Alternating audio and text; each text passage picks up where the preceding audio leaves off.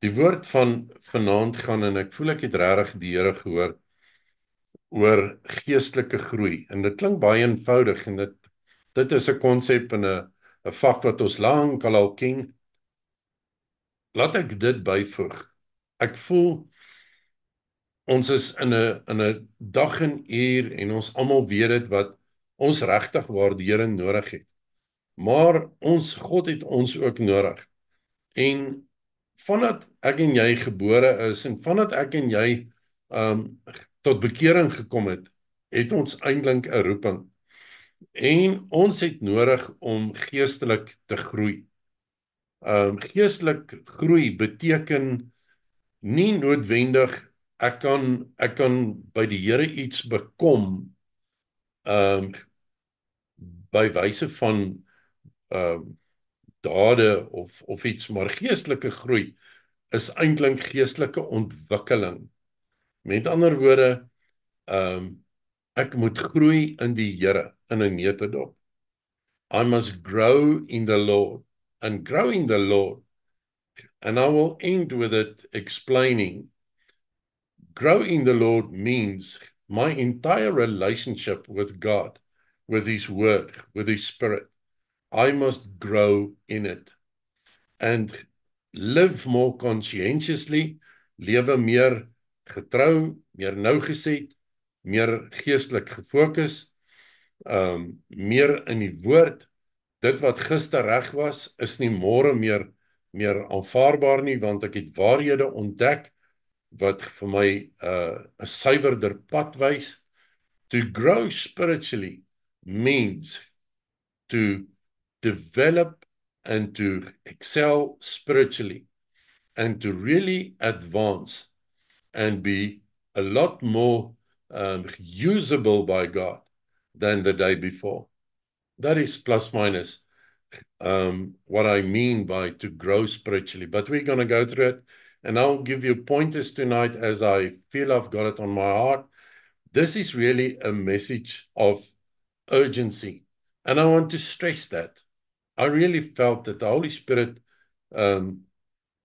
spoke to me really directly about this. So let us pray before we begin.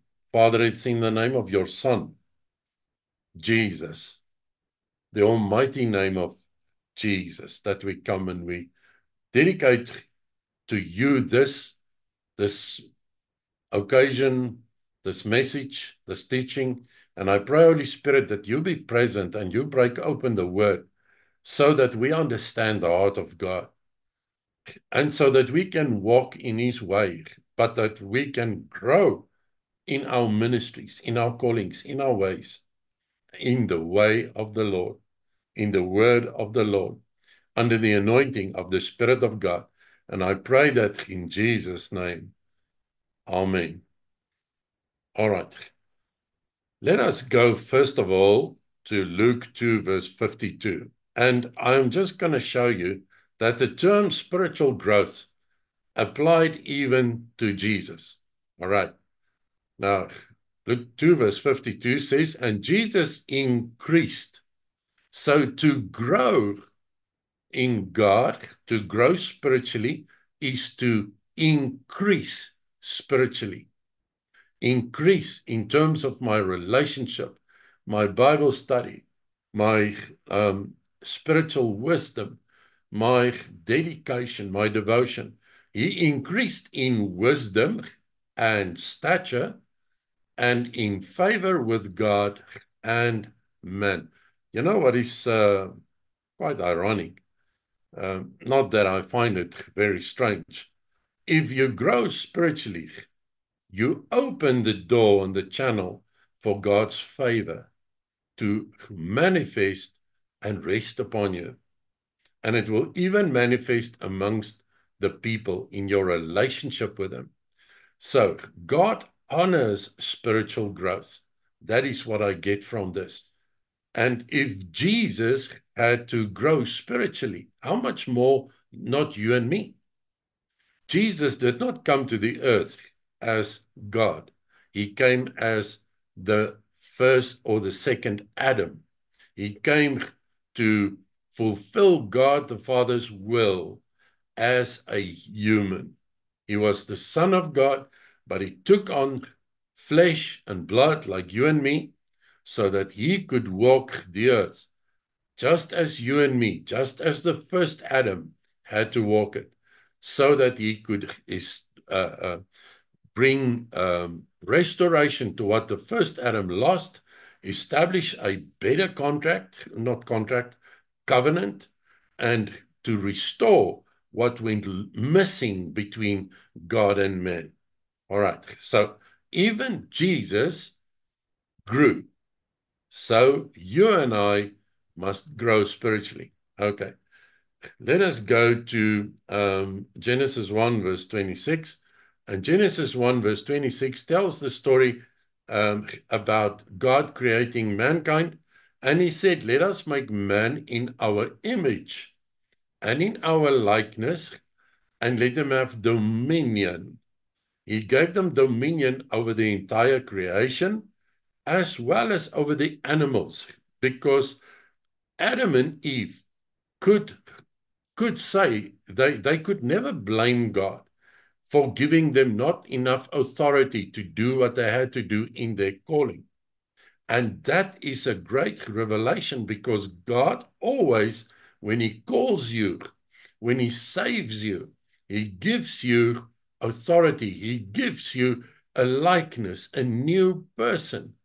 And he expects you and me to grow in him. But the devil came to steal that growth, to prevent that growth. So you and I must learn. And it's remarkable to see Jesus grew in wisdom. Why? So that at the times that the enemy came to pursue him, to tempt him, Jesus was spiritually a grown man, let's call it that. And he could say to the devil, it is written. And he could defeat the devil on his own turf by quoting the truth from the scripture to him, and defeating him in that way. Because you see, whenever God gives something to us, the devil will always try to come and steal it. So growing spiritually means that I increase in wisdom, increase in ways to defeat or to defend myself against the enemy, because he will come with the tricks that he has come with right from the start. All right. So verse 26 says, God gave them dominion. He created them in his image, in the image of God. He created them and he blessed them. The devil always tries to steal the blessings of God from our lives. And that's why he always tries and comes with tricks. That's why we have to grow spiritually. Paul says at some stage, we are not unfamiliar with the plans of the enemy. Jy sien, as ek en jy nie geestelik groei nie, dan kom ons nie op 'n punt waar ons geestelik volwasse genoeg is om die aanslag te weerstaan nie, want die duiwel kom nie met iets in 'n swart kleed en 'n rooi gesig en horingkies op sy kop dat jy hom kan eie nie. Hy gebruik mense, middele, omstandighede om my en jou van die spoor af te lei waarop God jou en my eintlik geplaas het. En dit is 'n spoor wat lei na seëninge, en dit is 'n pad wat lei na God se guns. En vir my en jou om eind uit tot die dag dat Jesus kom, of God kom om ons te kom haal, om staande te bly, moet ons geestelik groei. You know what? When all this happens, when I prayed and I said, Lord, what are you saying? What is in the heart of the Father? Why? What do you want to say to the people? I heard, and it fell into my spirit so clearly, when I said, why spiritual growth? I heard the Holy Spirit say in Afrikaans, vir die tyd wat kom. So if the Holy Spirit tells you and me, for the days that are ahead, we must grow and increase and develop spiritually, it means that there will be challenges coming your and my way, which we will have to handle, and it will confront our spiritual maturity. It will confront our spiritual growth. It will determine whether we have increased spiritually or not. And like I said, I will go through the areas that are on my heart in which we have to grow spiritually. And secondly, it is because God wants you and me to grow spiritually so that He can use us, so that He can send you to someone that needs God. Because you see, you and I can only minister to others as much as we have overcome ourselves. Ek en jy kan nie 'n Goliat aanvat as ons nie eers die beer verslaan het nie. Ons kan nie die reuse aanvat as ons nie eers die klein goedjies onder die knie het nie. Paulus skryf op 'n stadium en hy sê, julle behoort eintlik volwasse te wees, maar julle eet nog melk. En dit het hy geskryf van bekeerlinge wat al 'n rukkie op die pad was. So, it is not an unfamiliar thing, this spiritual growth thing. Even Jesus grew, but He was surrendered, willing to do the will of the Father. And that is one of the main ingredients. Now, if we go to Genesis 3, verse 15, we will see that Jesus said, or God said to the snake, that He will bruise his head. Jesus will bruise his head. Bruise his head how? We've said it many times. Through you, through me, through the one that follows in God's footsteps, for the one that God can use as a channel. But you see, the devil is not unfamiliar with spiritual things. He knows the scriptures. He used to live in the presence of God. He knows what intimacy with God can achieve. He knows what conscientious prayer life can achieve.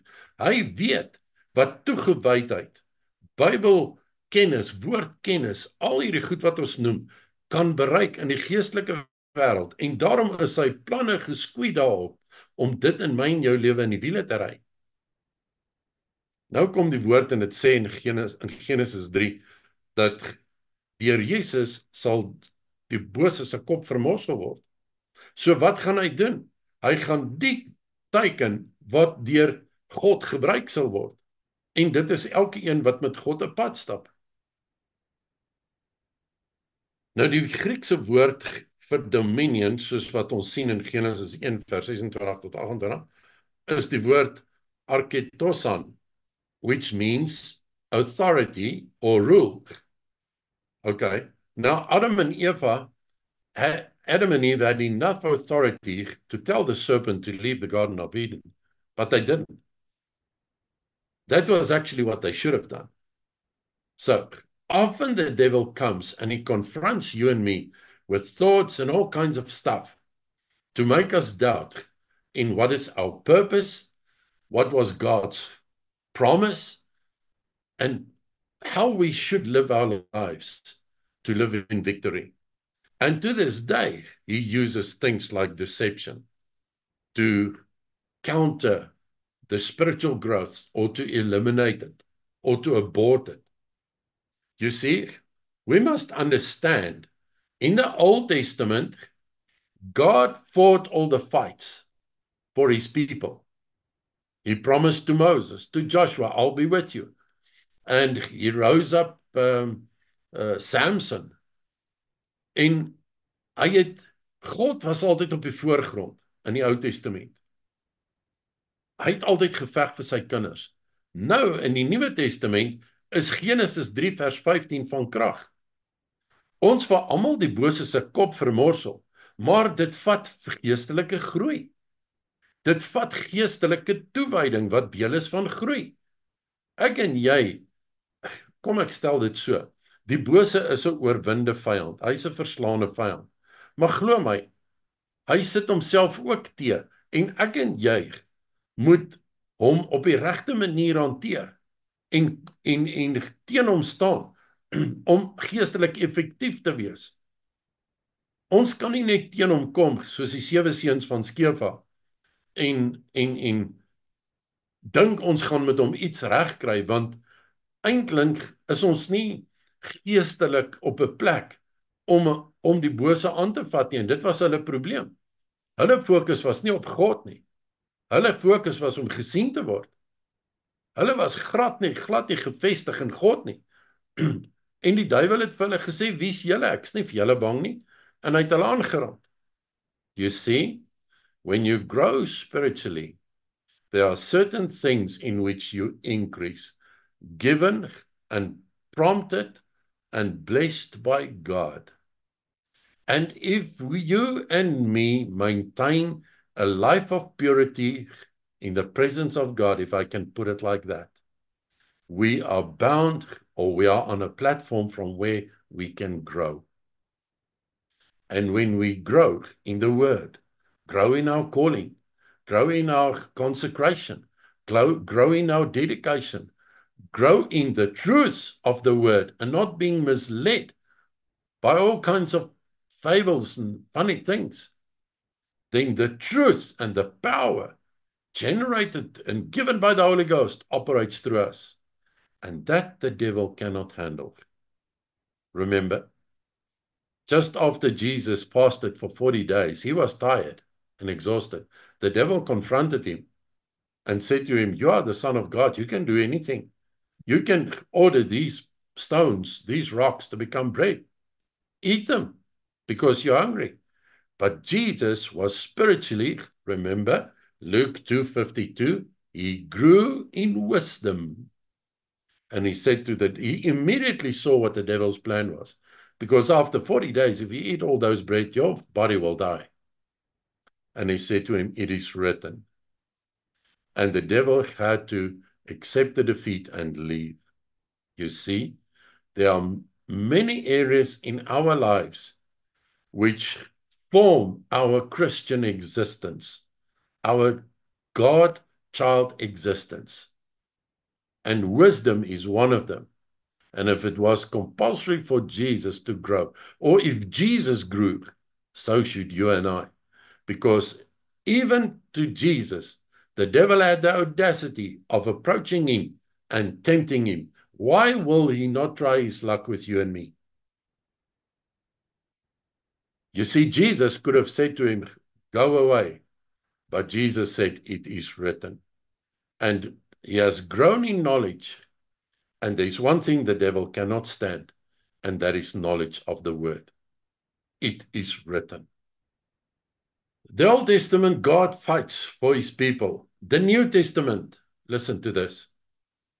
Jesus calls the disciples, and he said to them in verse 19, behold, I give to you authority to tread upon serpents and scorpions and over all authority of the enemy, and nothing shall by any means hurt you. It's funny.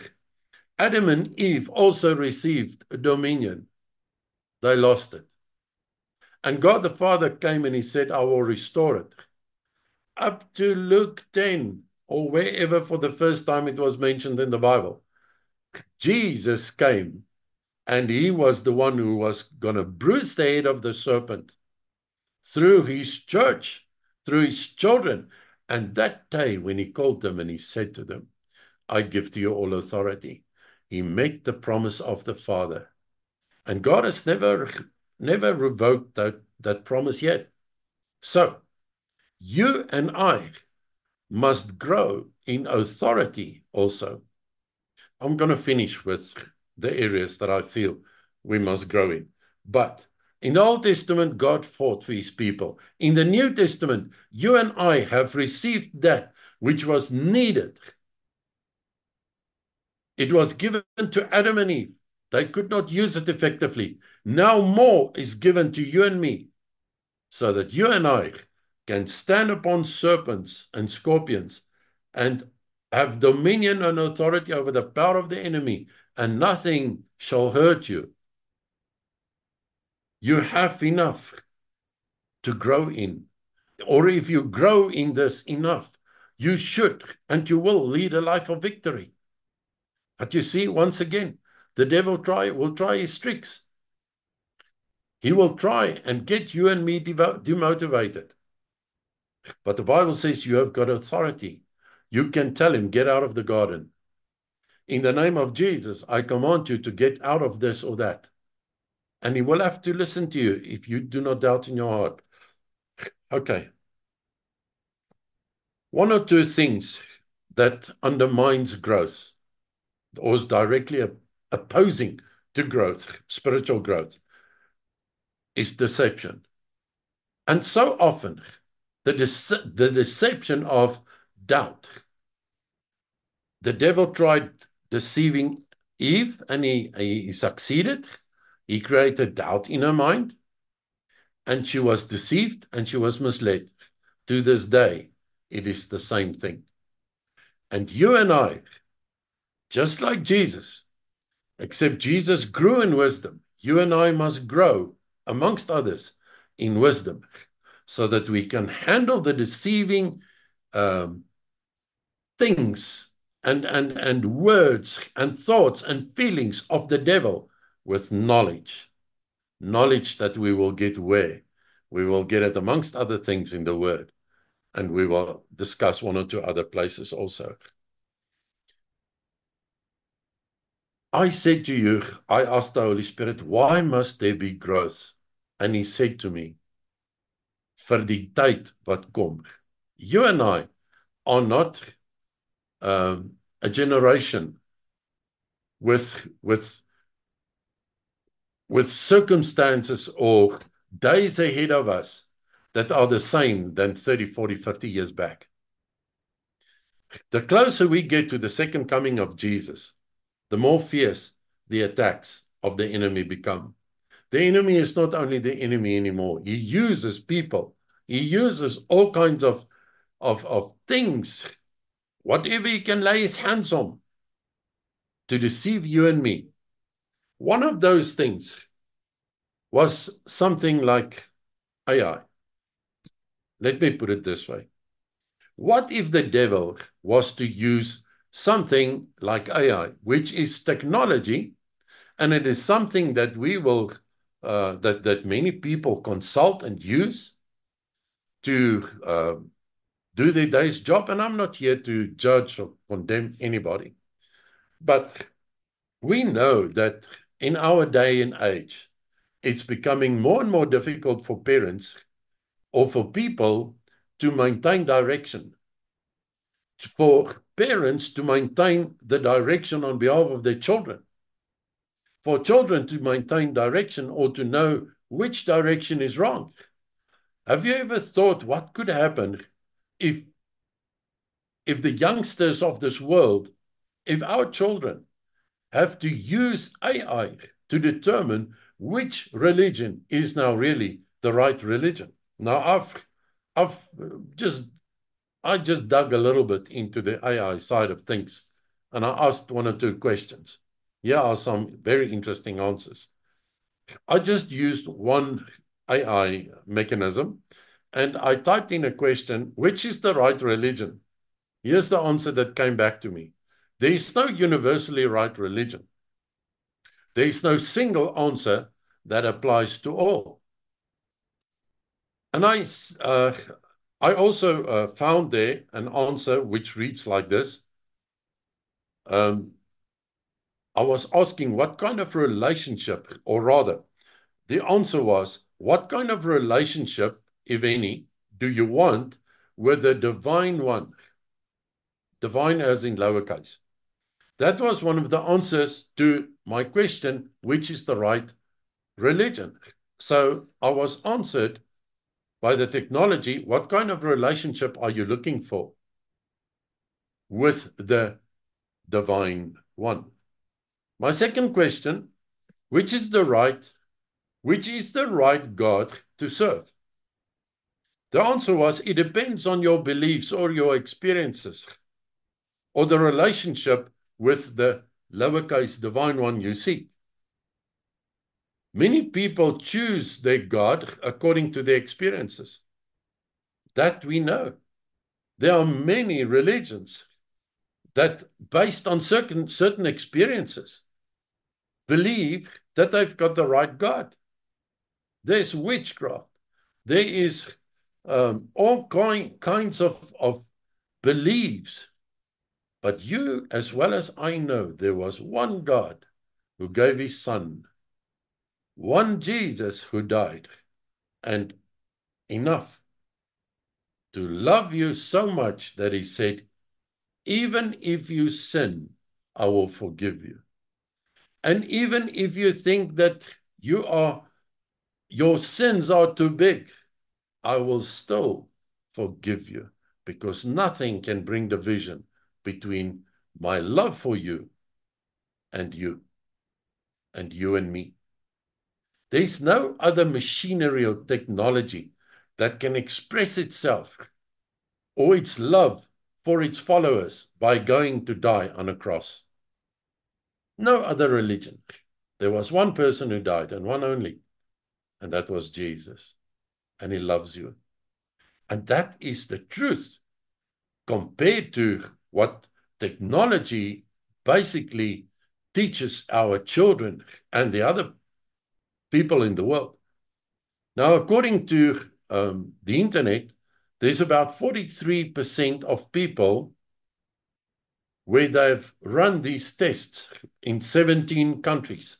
43% of the people in those countries live with AI or make use of AI very often. So that is what we are confronted with. So if Jesus grew in knowledge, boy, oh boy, you and I need to grow in knowledge real soon.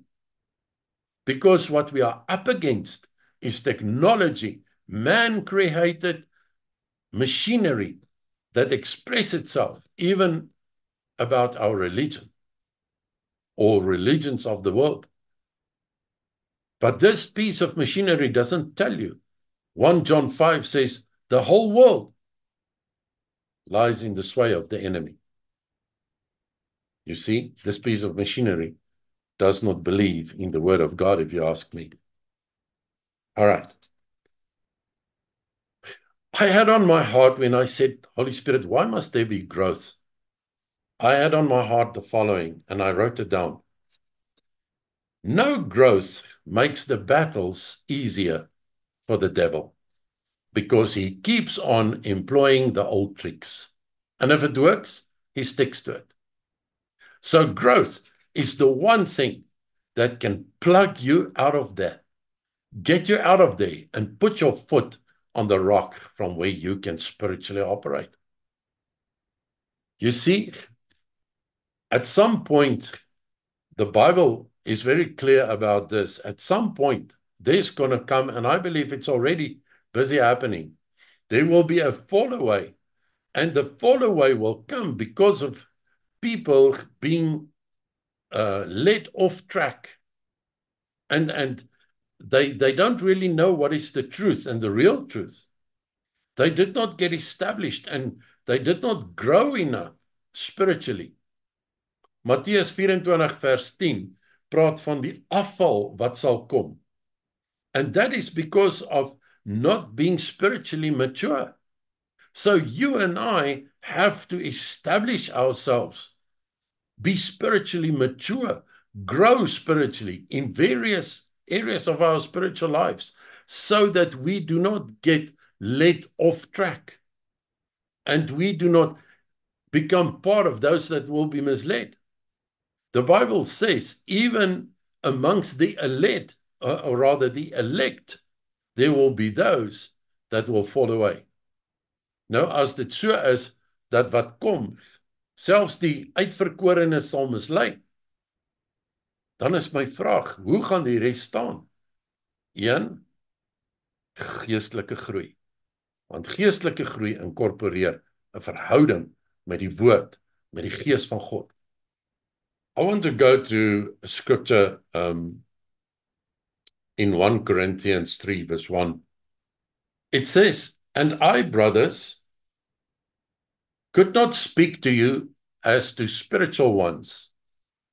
I've just touched on it earlier. I have fed you with milk and not with solid food, for you were not yet able to bear it, nor are you able even now, for you are yet carnal. For in that there is among you envying, strife, and divisions. Are you not carnal, and do you not walk according to men? You see, when it goes about spiritual growth, it goes about something which is very well known to us, and that is that the flesh must die and Christ must live inside of me. In other words, his thinking, his ways, his word, his spirit, his anointing, all those things, I die to grow in that. I die to increase in that. And that brings spiritual growth.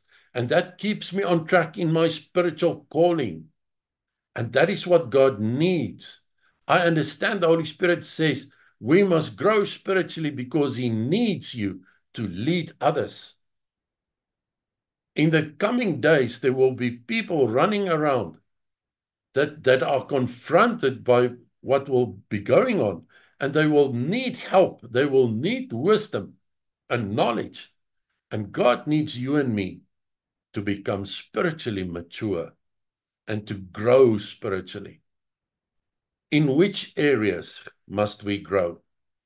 And I'm going to take samples or examples from the Bible. One, the example of Jesus, Luke 2, verse 52, which says, and he grew in wisdom. Area number one in which you and I must grow is wisdom. Where do I get wisdom? In the Word. Even amongst those that are God-fearing. There's a scripture in Proverbs that goes something like, if you mingle with wise people, you will become wise. That does not mean I don't have to, learn. It does not mean I can buy wisdom. It just means the influences from those with whom I mingle can have permanent or powerful effects on my life. Now, Jesus knew the scriptures. Jesus grew in the scripture. And that's why when his body was weak, he could say to the devil, it is written, because he grew in wisdom. It was not the only area in which he grew, but this is a very prominent one, and he is an example. Area number one in which you and I must grow is wisdom, spiritual wisdom. Read the word, study the word, pray about the word. Doesn't matter how long it takes.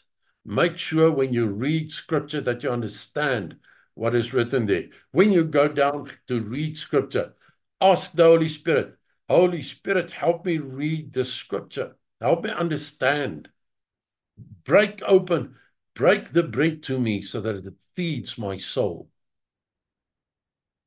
The second example was Moses, growing in relationship and communication. Exodus 33, verse 11 and verse 18 to 22.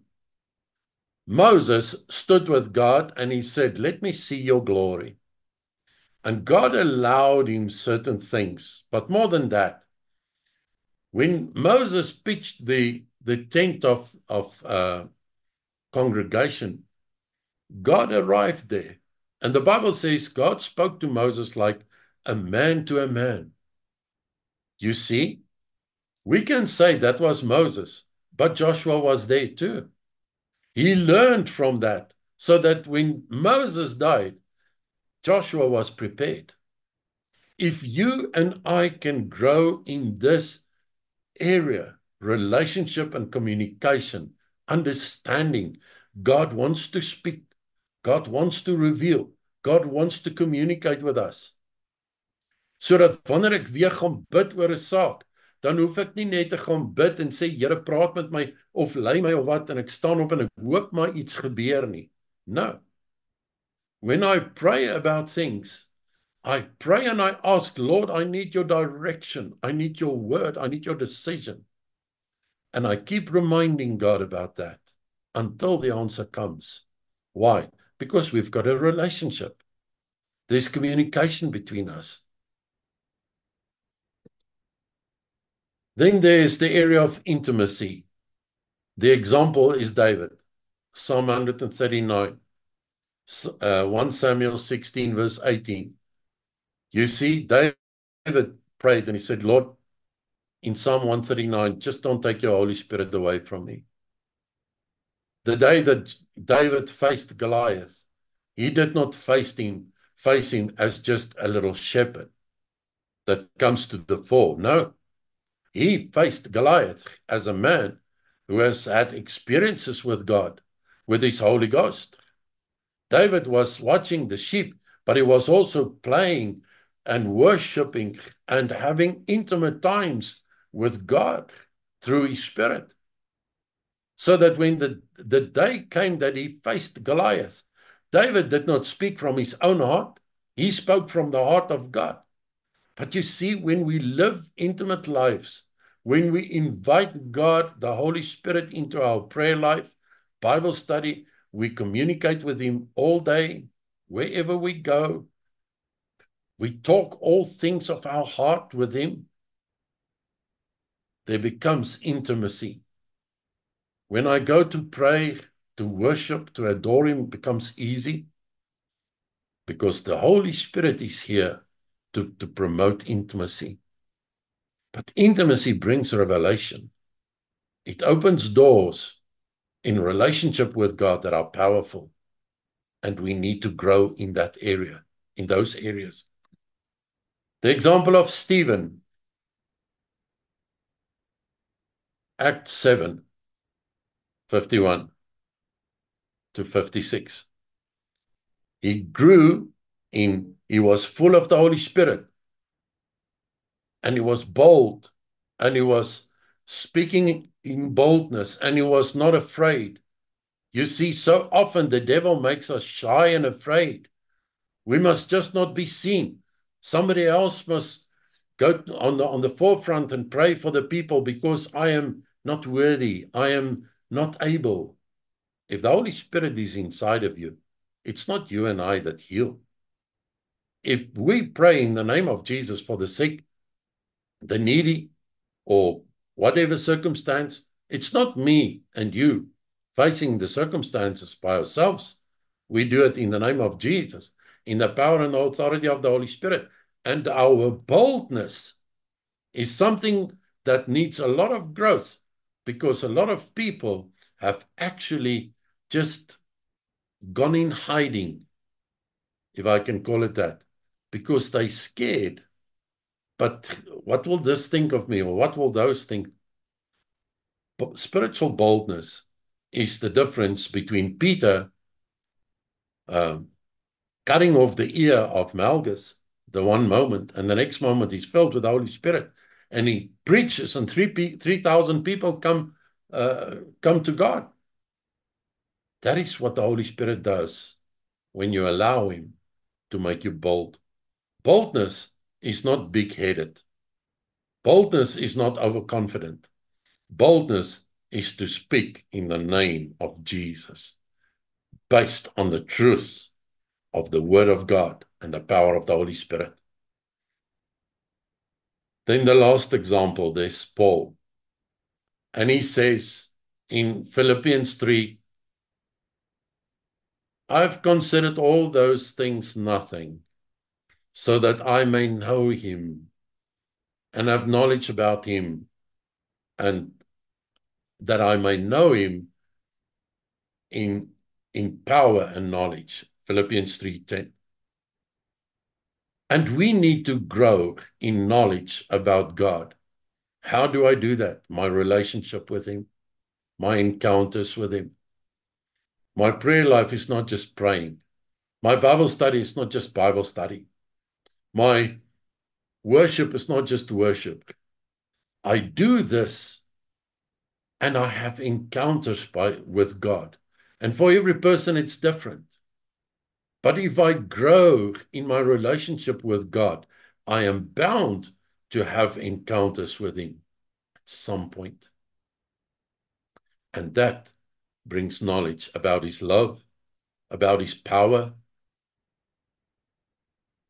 about His intimacy with you. And that is what needs to grow in my life and in your life.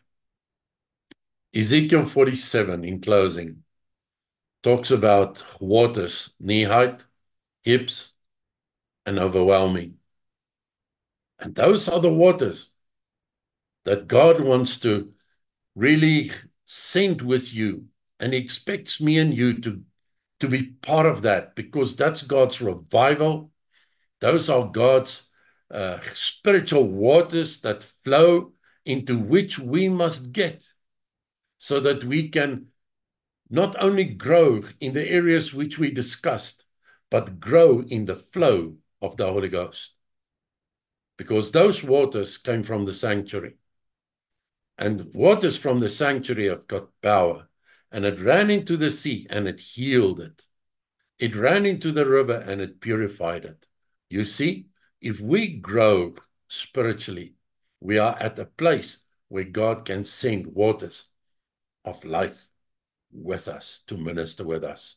In Jesus' name, amen.